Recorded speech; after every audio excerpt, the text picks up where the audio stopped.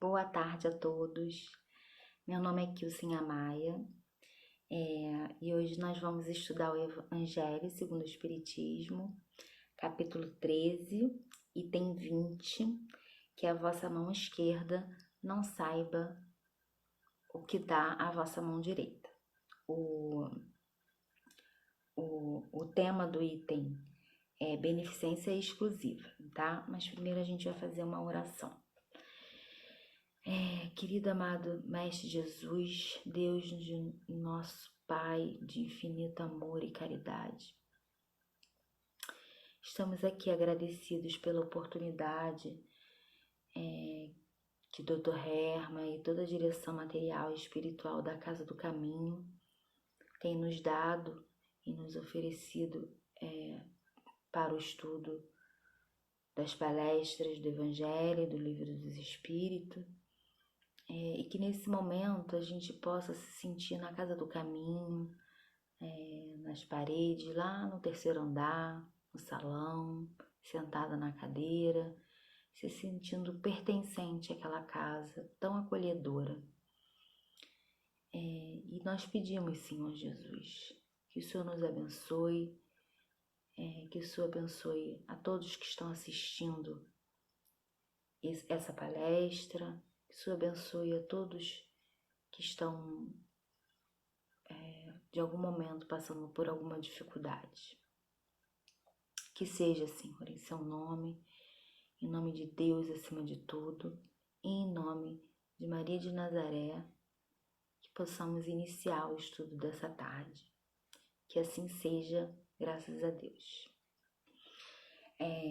É muito interessante, quando eu fui ler o estudo, o capítulo, enfim, fui acompanhando o capítulo, que Kardec, ele faz um capítulo, esse capítulo 13, ele fala, vamos lá no capítulo 13, ele fala, ele é um compêndio de diretrizes de como fazer caridade. Fazer caridade é tão fácil, não é só ajudar? Não é só ajudar o outro? É muito fácil fazer caridade. Mas ele colocou nesse capítulo 20 itens. Ele fala de fazer o bem sem ostentação. Ele fala do óbolo da viúva, que mais vale as moedinhas da viúva, que é tudo que ela tinha, do que aquele monte de dinheiro. Ele fala em convidar os pobres e os estrupiados. Ele fala de ajudar sem esperar uma retribuição. Enfim, ele tem inclusive as instruções dos espíritos falando da caridade material, da caridade moral, dos órfãos. Enfim, ele vem ensinando como a gente deve fazer caridade, porque caridade não é só ajudar o outro, né? A gente ainda não sabe como fazer caridade. Graças aos Espíritos, a Jesus, nós temos o Evangelho, que é a nossa diretriz de como viver bem. A gente tem que estudar muito isso aqui para a gente aprender, né? E o estudo dessa tarde fala de beneficência exclusiva, né? Ele é um estudo bem curtinho. Eu vou ler pra gente. Vamos lá. Pode-se aceitar a beneficência quando ela é exclusiva entre as pessoas que têm a mesma opinião, a mesma crença ou o mesmo partido? E aí São Luís responde: não, porquanto é o espírito de seita e de partido que, antes de tudo, devemos abolir, porque todos os homens são irmãos. O verdadeiro cristão só vê os semelhantes como seus irmãos e, antes de prestar socorro àquele que está necessitado, não pergunta qual sua crença, nem a sua opinião, seja sobre o que for. Por acaso esse cristão seguiria o preceito de Jesus, que nos recomenda amar até mesmo os inimigos, se repelisse um infeliz por ter uma crença diferente da sua? Que o socorra, portanto, sem lhe pedir satisfações e consciência, pois se ele for um inimigo da religião, esse será o meio de fazer com que ele se anime, com que ele ame, ele ame a religião, repelindo, só conseguiria que ele a odiasse. E aí assim responde São Luís, né? Eu tenho uma colinha aqui, que a gente vai falar. Bom, São Luís já explica exatamente aquilo que Jesus nos manda fazer, né? E a gente vai estudar um pouquinho. E aí eu quis buscar o conceito de beneficência, que é o ato, prática ou virtude de fazer o bem, de beneficiar o próximo. Então, quando ele fala em ato e prática, ele fala em agir, né? Então, é a fé em ação, né? É você agir em benefício do próximo. Quando a gente fala o próximo, eu não tô falando o meu, o meu próximo, não é só o meu próximo, né? A minha família, os meus amigos, aqueles que pensam como eu, ou aqueles da minha religião. É o próximo, é qualquer próximo. É o próximo que não pensa como eu, que não tá na mesma religião que eu, ou não tem o mesmo partido político que eu. Esse é o próximo. Próximo é qualquer próximo. Então, aqui o que São Luís diz que a gente deve fazer aquilo que Jesus sempre fez, né? Jesus, durante o Evangelho, ele tem vários exemplos de fazer o bem sem julgar, né? Ele tem o momento em que ele salva a mulher adúltera, sem julgar ela. Ele tem o próprio bom samaritano, que ele traz a parábola, né? Explicando que todos os outros tiveram um julgamento e o bom samaritano, que era mal visto naquela época, ele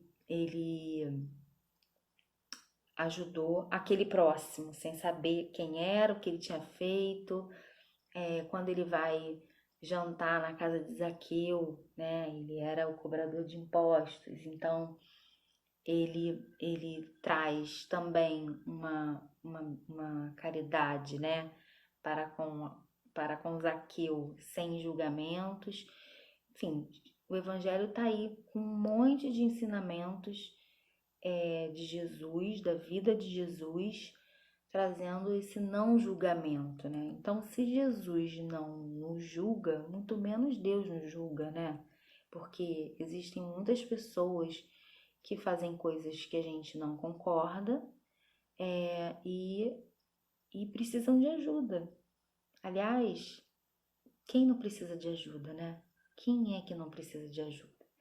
E aí eu me recordo de diretrizes que o Dr. Herman deu ao grupo Alta de Souza, que é um grupo de trabalhadores que vão até as pessoas em situação de rua, entregando alimentos, cobertores, itens, né, dos quais eles precisam, onde o Dr. Herman falava exatamente isso, que esse grupo precisava ir para a rua sem julgá-los, porque se fosse julgá-los, ali tem pessoas alcoólatras, usuários de drogas, pessoas que cometem delitos, pessoas que de repente não precisam estar ali, poderiam estar trabalhando.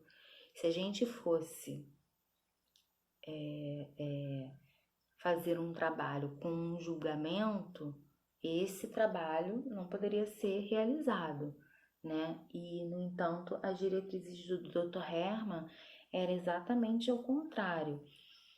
Primeiro, que não tivesse nenhum tipo de julgamento. Segundo, que não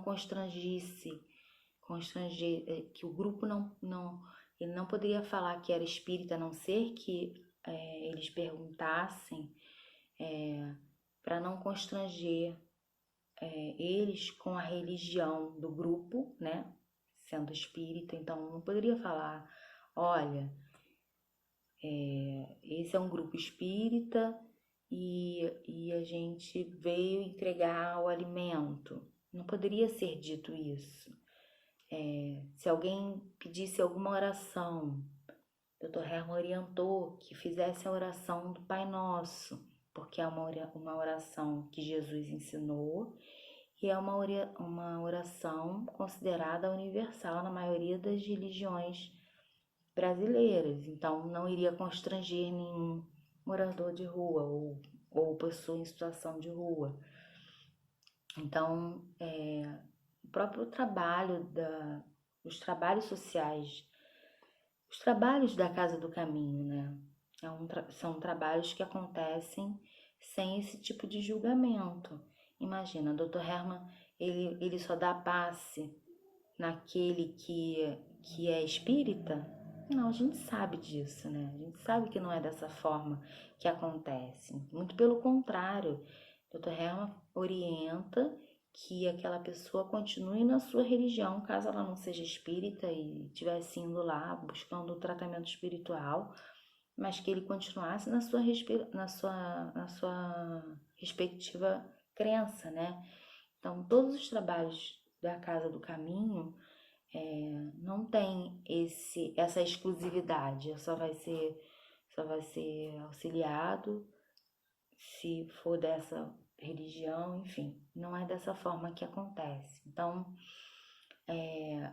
esse é uma observação que a gente vê acontecendo dentro da Casa do Caminho.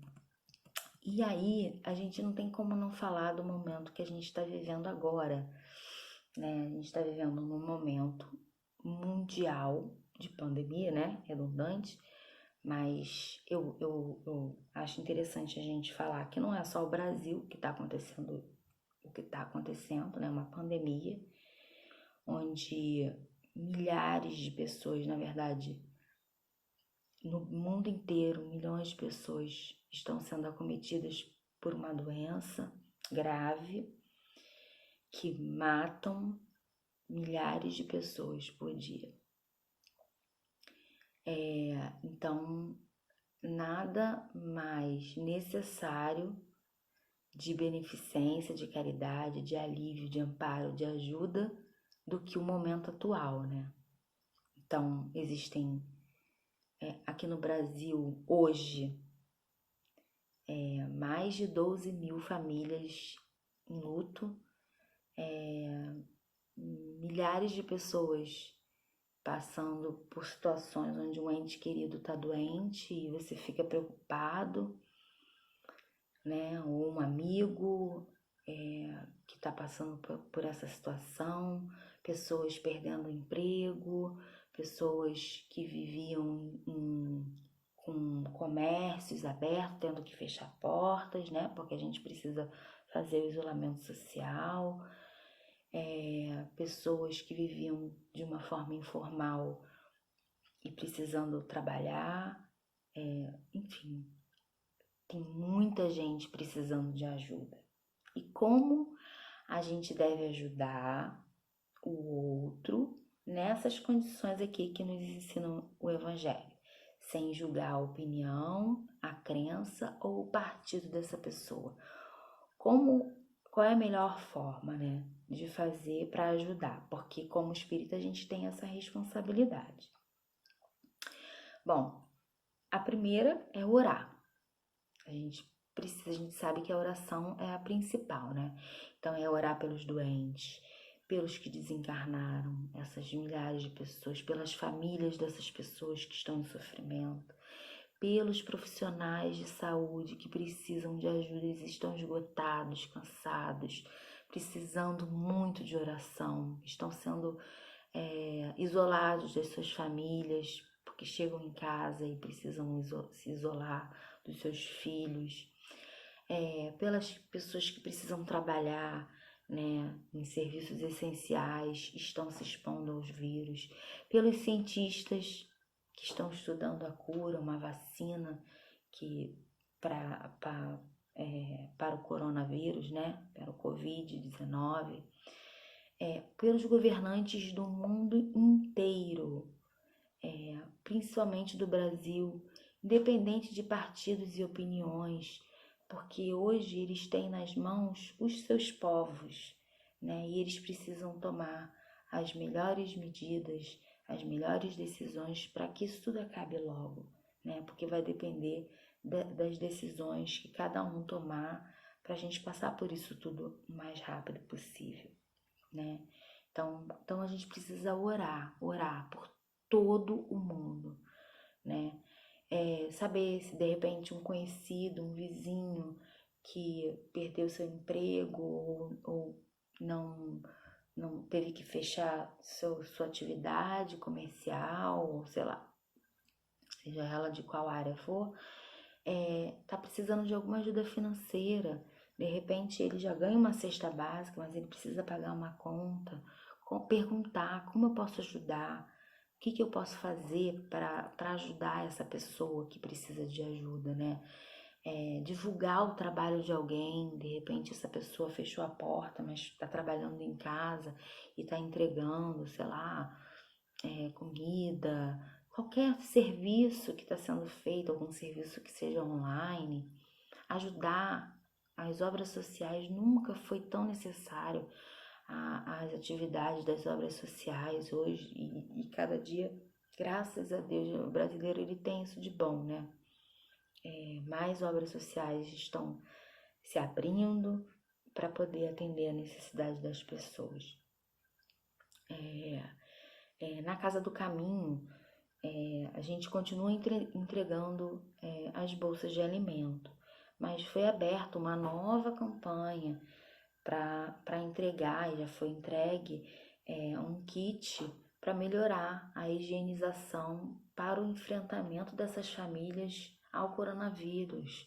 Então, é uma responsabilidade nossa, que a gente sabe que a máxima de Jesus, do Evangelho, é a caridade. Então, a gente precisa fazer e a gente precisa buscar uma forma de fazer, né? Como fazer? Então, se eu participo apenas do estudo, da palestra, ou de algum trabalho mediúnico e for tocado, né, nesse momento, pela vontade de ajudar, entre em contato com a direção da casa, pergunta como pode fazer para ajudar essas pessoas que estão precisando, né? Buscar alguma obra social para ajudar.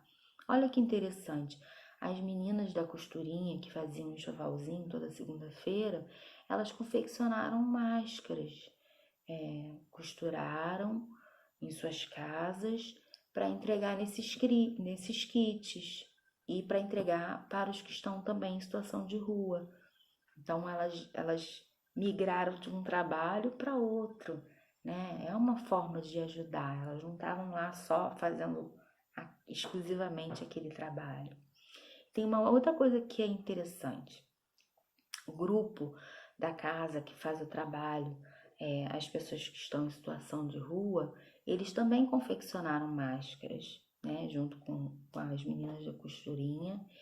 E como eles estão com o trabalho em suspenso, né, que não estão podendo ir para a rua, eles juntaram essas máscaras, os cobertores que eles tinham e todos os outros itens e entregaram para uma pessoa de uma igreja que está indo nas ruas, que não parou de fazer o trabalho, para esses necessitados. Então, isso é um trabalho que não tem exclusividade àquele grupo que ia para as ruas, né? É exatamente disso que fala o Evangelho, porque nesse momento o que a gente precisa é de união, é de amor, é de ajuda, é de aliviar a dor do próximo, é de ligar para alguém que você sabe que mora sozinho, aquele vizinho mais cri-cri, mas que mora sozinho, de repente tá precisando de alguma coisa. Olha, eu fiz um bolo, você quer tomar um café com bolo?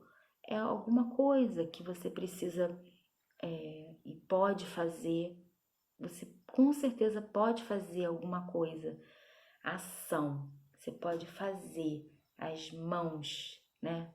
Sua mão pode fazer alguma coisa para o outro. E principalmente no momento em que a gente está. E eu queria finalizar esse estudo com um poema de Alta de Souza. É um poema que tem como título Mãos. Harpas de amor tangendo de mansinho, a música do bem, ditosa e bela. As mãos guardam a luz que te revela a mensagem de paz e de carinho.